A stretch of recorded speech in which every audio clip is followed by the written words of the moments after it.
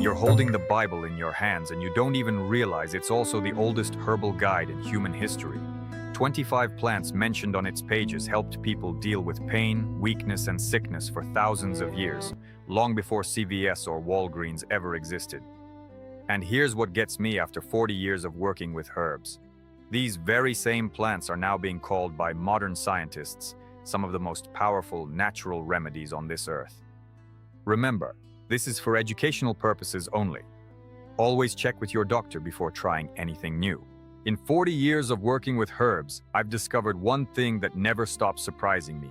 Folks spend thousands on creams, pills, and procedures, when the answer has been sitting on their bookshelf their whole life.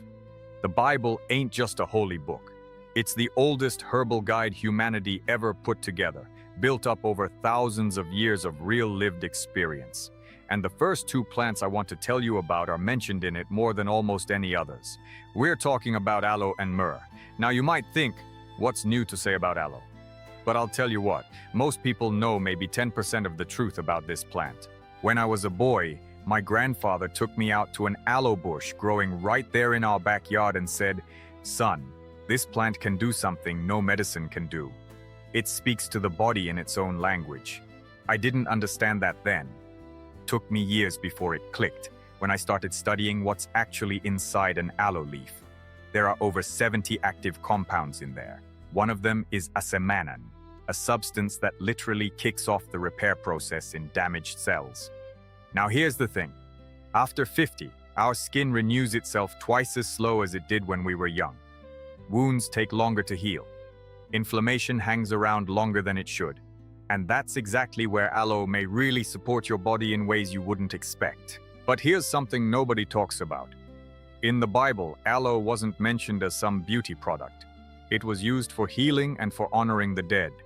In the Gospel of John, it says the body of Christ was wrapped in linen with myrrh and aloe.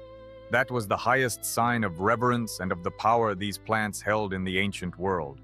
Folks come to me all the time with chronic skin inflammation, with wounds that won't close up right, with achy joints. And when I mention aloe vera juice or gel taken internally, most of them say, "I thought that was just for sunburns." Plain and simple. It's a whole lot more than that. Now let's talk myrrh. This is a resin that comes from the commiphora tree, and it's mentioned over 100 times in the Bible. Kings offered it as a gift. Priests burned it in their rituals. But behind all that sacred history is one of the most powerful natural, anti-inflammatory substances on this earth. Modern research shows that the active compounds in myrrh, curcuminoids and sesquiterpenes, may help dial down chronic inflammation in the body. And chronic inflammation, as many doctors will tell you today, is at the root of most of the health problems folks deal with after 50. Joint pain, heart trouble, you name it. Myrrh as a tincture or essential oil has been used for thousands of years. And in my experience, people who bring it into their routine often notice better skin and less chronic pain within just a few weeks. But that's just the start, because the next two plants from the Bible are connected to something most folks over 50 think about every single day: their breathing and their immunity. And what I'm about to share with you next is going to surprise a lot of people. You know what always got me thinking about those ancient priests? They burned frankincense in the temples every single day, and they lived remarkably long lives for their time. I spent years wondering, was that a coincidence? After 40 years working with herbs, I'll tell you what, it wasn't. Frankincense, which comes from the boswellia tree, is today one of the most studied natural substances in the world, and what scientists have found in it over the last 20 years is flat out changing the way we understand how our bodies fight inflammation and how our lungs actually work. Especially after 50, when lung capacity starts naturally shrinking and the immune system just ain't as quick on its feet as it used to be. The active compound in boswellia, boswellic acid, works on inflammation in the airways in a way that's completely different from most anything else out there. It doesn't just mask the symptoms. In my experience, folks dealing with chronic cough, tightness in the chest, or one cold after another who started taking boswellia extract noticed real improvement in 3 to 4 weeks. I get a lot of people over 60 coming to me saying, "I'm sick all winter long, my immunity is shot." And when I tell them the answer to their problem is literally written in the Bible, they look at me like I'm pulling their leg. Then they come back and thank me. But frankincense is only half the story. Because right alongside it in the Bible, there's a plant that almost nobody knows about today. Hyssop. It's a small shrubby herb with a gentle fragrance, mentioned in scripture more than 10 times. In Psalm 51, King David prays, "Purge me with hyssop, and I shall be clean." Now that ain't just poetry. In the ancient world, hyssop was used for cleansing, body and soul both. But behind that image is a very real, very specific natural power. Hyssop contains a compound called pinocamphone, and it's rich in flavonoids and essential oils that have a strong supporting effect on the mucous membranes of the respiratory tract. My grandfather always said, if you've got hyssop in the house, a cough won't stick around long. And shoot, he was right. Hyssop tea for a scratchy throat, for bronchitis, for that thick mucus sitting heavy in your chest. This is something our people knew long before any cough syrup ever hit the shelves at Walgreens. I recommend it myself to folks dealing with chronic bronchitis or frequent respiratory infections as extra natural support for the body. And the results I've watched over the years speak for themselves. But here's what's important to understand. Breathing and immunity aren't separate systems. They're tied directly to what's happening in your heart and your blood vessels. And the next two plants from the Bible, the very ones eaten by Egyptian slaves, the ones Moses himself talked about, may turn out to be some of the most important things you can do for your heart, especially if you're past 50. There's a moment in the Bible I've read many times, and every time it makes me smile. When the people of Israel were wandering through the desert, they started complaining to Moses. And you know what they missed most? Not gold, not palaces. Right there in the book of Numbers it says, plain as day. We remember the fish we ate in Egypt, the cucumbers and melons, the leeks and onions and garlic. These folks were out in the wilderness missing garlic and onions so bad they brought it up to Moses himself. And I'll tell you what, after 40 years working with herbs, they were absolutely right. These two plants are among the most powerful natural supports for the heart and blood vessels that humanity has ever known. Let's start with garlic. When you crush a clove of garlic, a chemical reaction happens right inside it, and it produces a compound called allicin. That's what makes garlic what it is. Allicin helps relax and widen blood vessels, supports healthy blood pressure, and helps keep platelets from clumping together. The men who built the Egyptian pyramids were given garlic every single day. It's written right there in the ancient records. The pharaohs understood. Without garlic, a working man gets weak fast. Today, we know exactly why. After 50, the walls of your blood vessels start losing their flexibility. Blood pressure jumps around. Your heart works harder than it should, and 1 or 2 cloves of fresh garlic a day. That ain't just grandma's old advice. That's real natural support for your cardiovascular system. In my experience, folks who do this consistently notice they're feeling better within 2 to 3 months. But garlic without onion is only half the picture. The Bible mentions them side by side, and that ain't by accident. These two plants have been working together for thousands of years. Onion contains quercetin, one of the most powerful natural flavonoids that modern science is studying right now. Quercetin acts as a natural antioxidant and may help bring down chronic inflammation in the blood vessels. And vessel inflammation is what doctors today call one of the biggest risk factors for heart attack and stroke. Folks come to me taking 3 or 4 pills every morning and still feeling lousy. And when I ask them, "Are you eating onion every day?" most of them just stare at me. But their grandfathers and great-grandfathers didn't know a thing about prescription pills, and a whole lot of them had hearts that kept going strong well into their 90s. Here's what gets me most of all. Pharmaceutical companies spend billions developing heart medications, and 2 plants that cost next to nothing at any grocery store have been doing that same work for thousands of years before them. Now, I ain't saying throw away your medications. Not for 1 second. Always follow what your doctor tells you.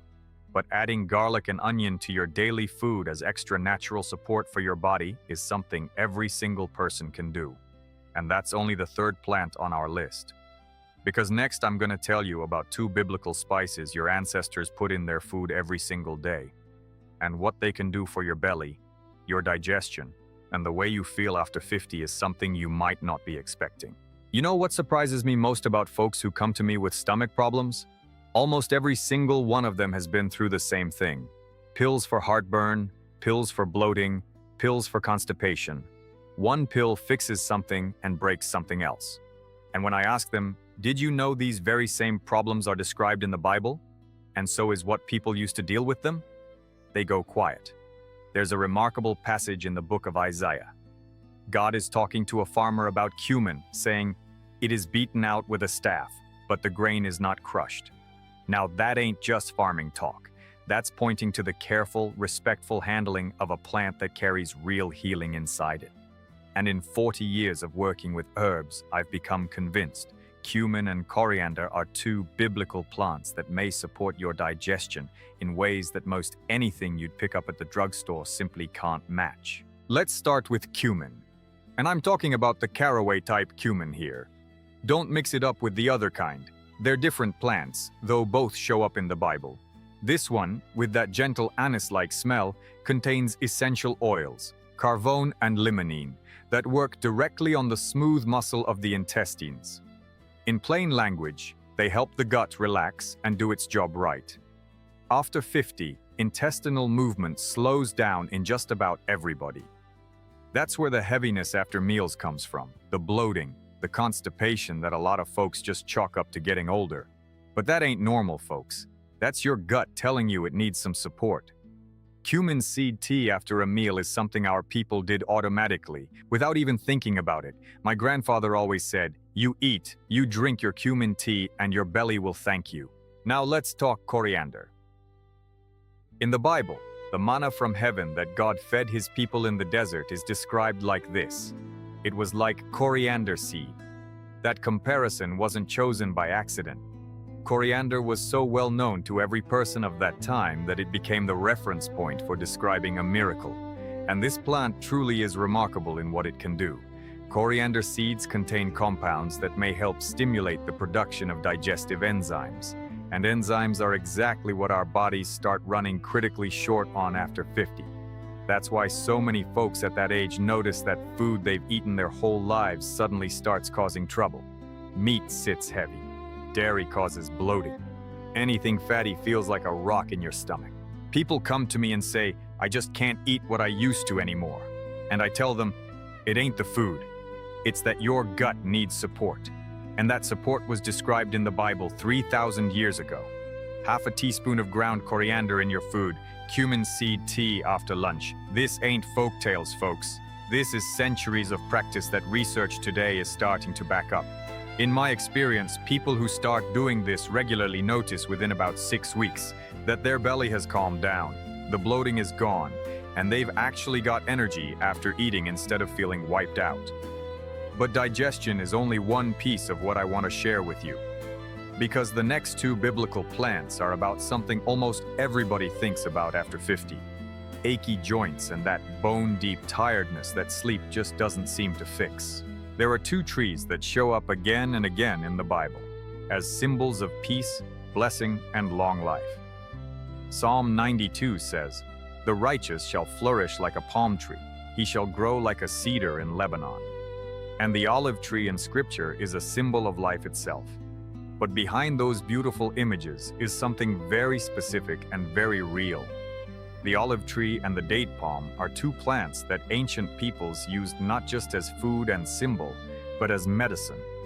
And in 40 years of working with herbs, I've become convinced. For folks after 50, these two trees can be a genuine revelation, especially for those dealing with joint pain and that bone-deep tiredness that just won't go away no matter how much you rest. Let's start with olive oil. Now, I know what you're thinking. Everybody talks about olive oil, but I'll tell you what, they ain't telling you the right things. Most folks think of olive oil as a healthy fat for the heart. That's true, but that's far from the whole picture. Extra virgin olive oil, and I mean the real deal cold-pressed, contains a compound called oleocanthal.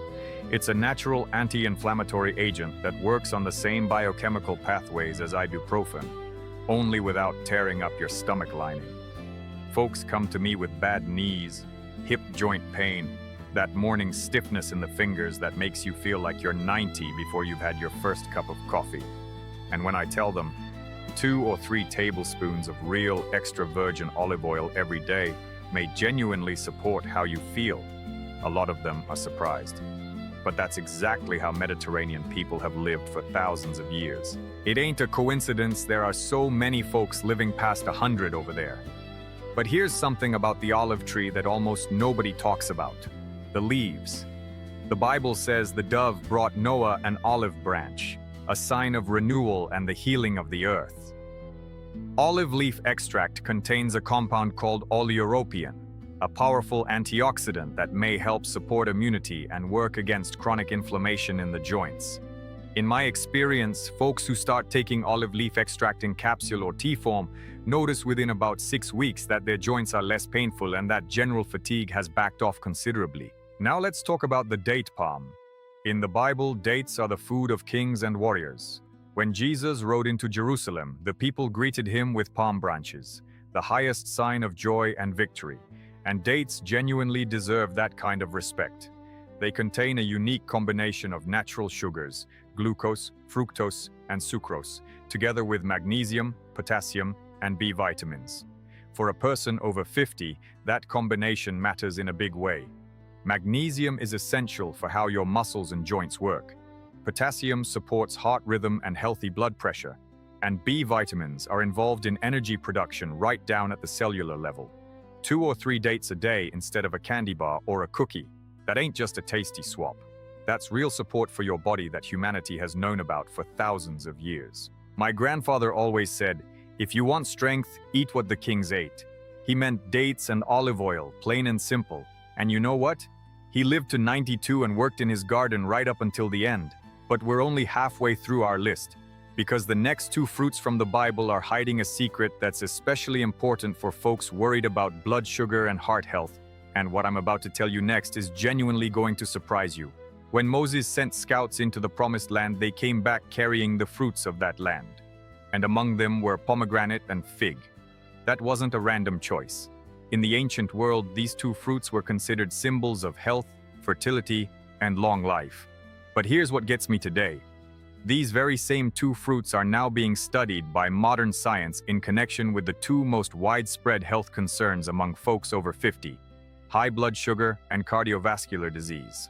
And what researchers have found over the last 20 years is flat out confirming what people knew 3,000 years ago. Folks come to me with prediabetes, high blood pressure, that stubborn weight sitting around the middle. And when I tell them about pomegranate and fig, they usually say, "But that's just food." You bet it is. Just food that may support your body in ways most people never expect. Let's start with pomegranate.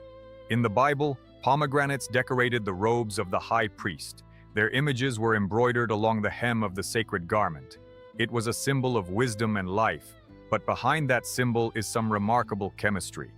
Pomegranate contains compounds called punicalagins. These are among the most powerful antioxidants known to science today. Their antioxidant activity is 3 times higher than that of red wine and green tea combined.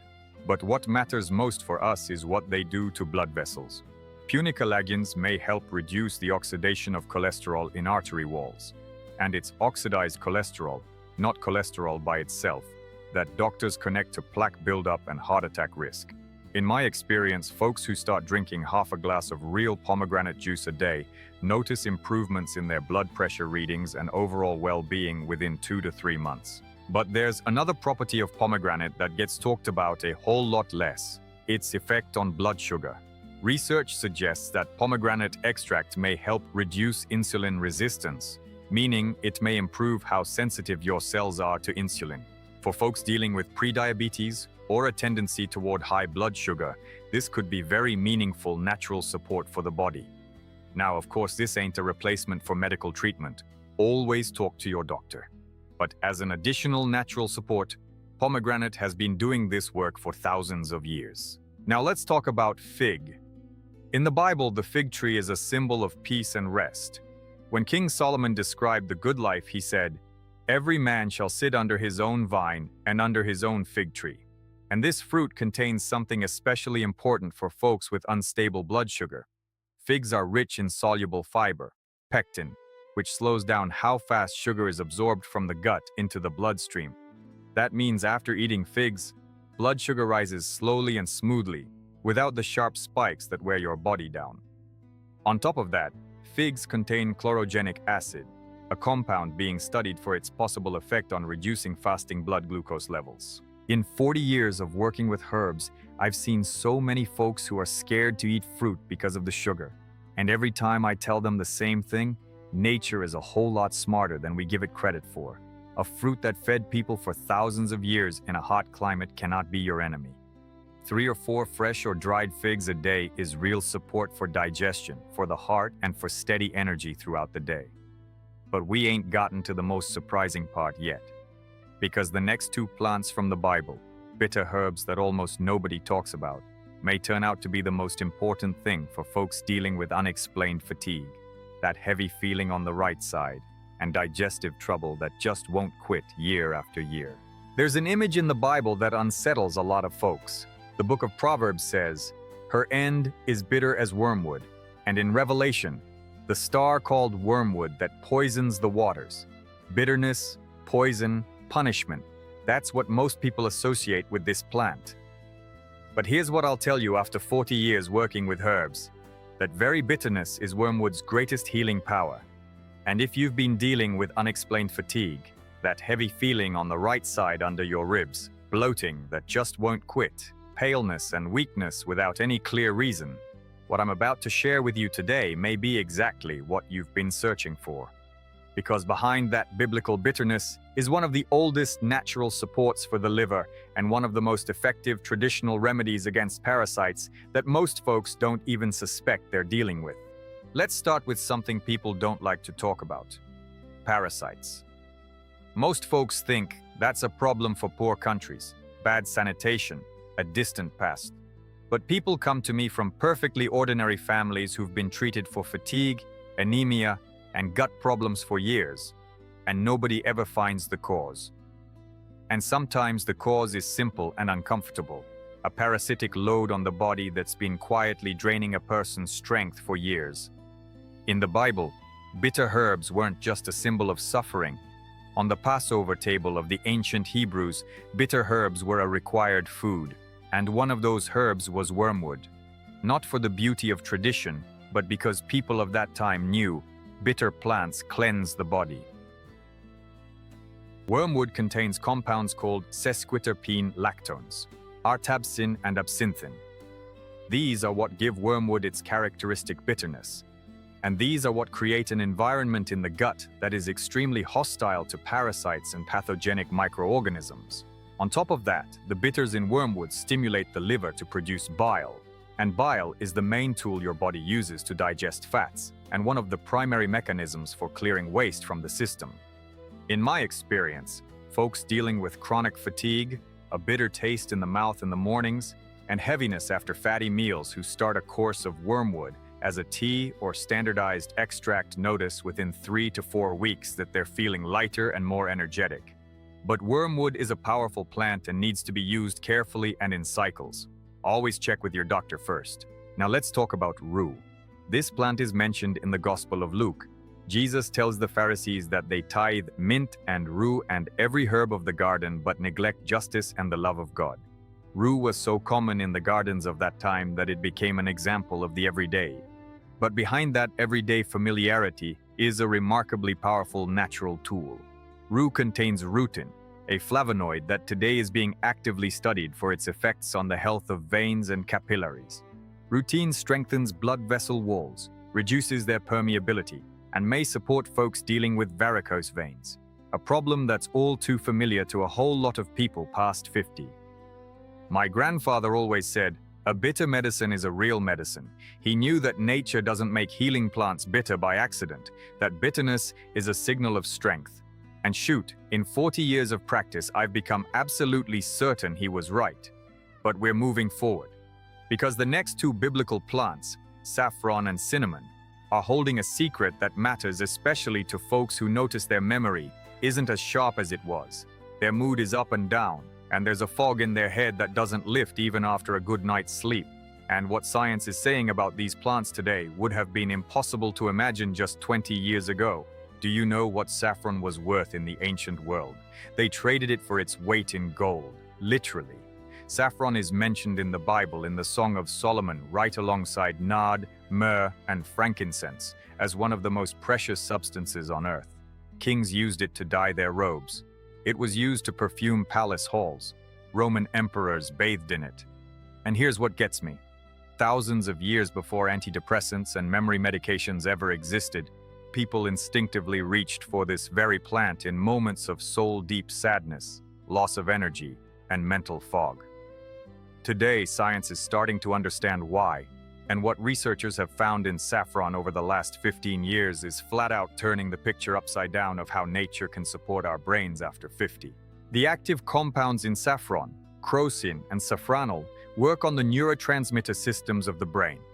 In plain language, they help the brain maintain healthy levels of serotonin and dopamine, the substances that determine our mood, our motivation, and our sense of joy in living. After 50, the production of these substances naturally declines. That's where that causeless sadness comes from. The irritability, the feeling that life has lost its color. Folks come to me and say, "I'm not depressed. Things just feel kind of gray." And I tell them, your brain simply isn't getting what it needs. In several clinical studies, saffron extract at 30 milligrams a day showed results comparable to certain antidepressants, with significantly fewer side effects. That ain't just my opinion. That's what the science says. But saffron ain't only about mood.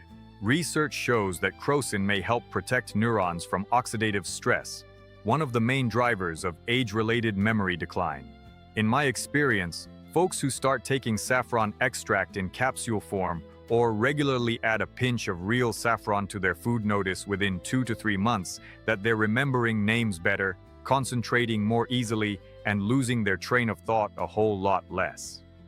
Now, saffron ain't a magic pill, but as natural support for the body, this is a plant that humanity prized for thousands of years for very good reason.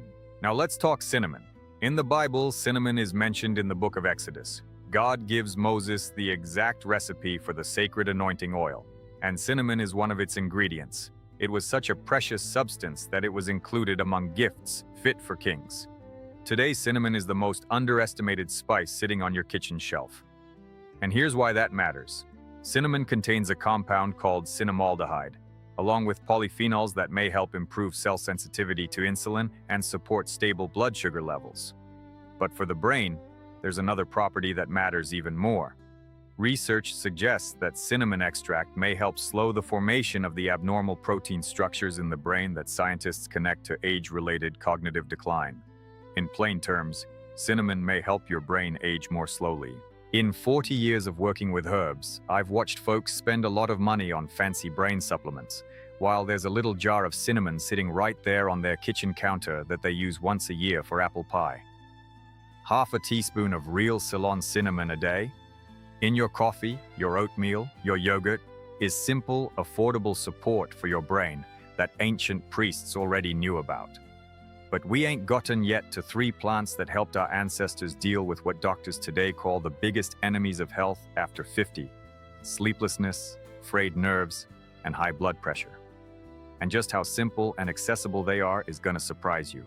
Remember when I told you about Jesus calling out the Pharisees for tithing their mint and dill? Think about that for a moment. Mint and dill were so valuable in the ancient world that they were taxed. Not gold, not land, herbs growing in every backyard garden. That tells us something important. Our ancestors understood the value of these plants so well that they built them right into their system of taxation. And alongside them in folk tradition stood yarrow, a plant not mentioned by name in the Bible, but used across the Middle East since ancient times, and one of the herbs archaeologists have found in burial sites over 60,000 years old. These 3 plants together form what I call the biblical trinity of calm. And for folks past 50 who are dealing with sleeplessness, anxiety, and jumping blood pressure, this trinity may turn out to be one of the most practical discoveries in this whole video. Let's start with mint. Everybody knows mint as a nice cup of tea, but not many folks know that peppermint contains menthol and flavonoids that have a direct relaxing effect on the smooth muscle of blood vessels. In plain language, Mint helps your blood vessels relax, which supports healthy blood pressure. On top of that, mint acts on the nervous system as a gentle natural sedative. It eases anxiety and helps you wind down before sleep. Folks come to me with blood pressure running 140/90, with constant worry they can't shake, with a mind that just won't shut off at night. And I tell them, start simple, a strong cup of mint tea an hour before bed. Not a pill, not a powder, just tea made from a herb that people knew back in the days of King Solomon. Now let's talk dill. Here's a plant that everybody figures is just a garnish for soup. But dill contains an essential oil with a compound called carvone, along with the flavonoid quercetin, the same one we talked about earlier in connection with onion. In folk medicine, dill has been used for thousands of years to calm the nervous system and support healthy sleep. In old herbal traditions, dill water was prescribed for insomnia, nervous agitation, and heart palpitations. My grandfather always kept a bundle of dried dill in the house and said, "You've got dill in the home, you're gonna sleep just fine."